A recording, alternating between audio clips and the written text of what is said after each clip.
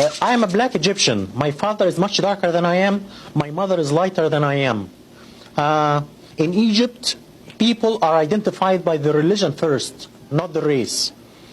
So in Egypt, if you are Christian, you are a minority person. But if you're black, you're not a minority person. You are a part of the mainstream society.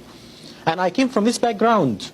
And in Egypt, you identify as Arab and as Muslim. And in this country, when I first came, I identified myself as Arab American and Muslim first. And gradually, I became to identify myself as black. I came to the U.S. in 1978. And I became a U.S. citizen in 1985. When I became a U.S. resident, I was told by the Immigration and Naturalization that I am white. And I told them that I'm black, and they said, no, in this country, you are white. All Arabs in this country, all Arab immigrants are white.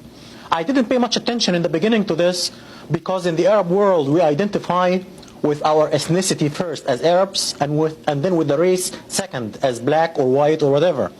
But in this country, you identify with your racial group first and then with your ethnicity second. Gradually, I became black first and Arab second. And I rejected my white classification publicly for the first time in 1987, in February, as a panelist in a function sponsored by the Association of the Study of Black Life and History in Detroit.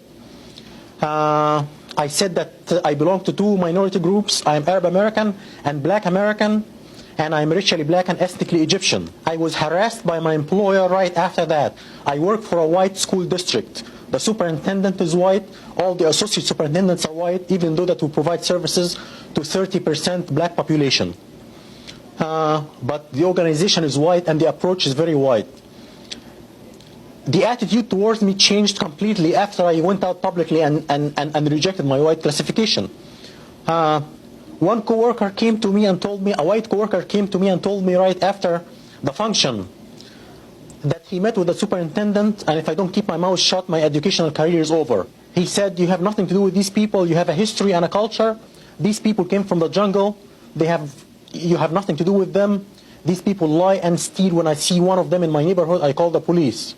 And I was told by the director of general education, who is retired now, in '88, I was told by him that I get people angry when I say that I'm black Egyptian.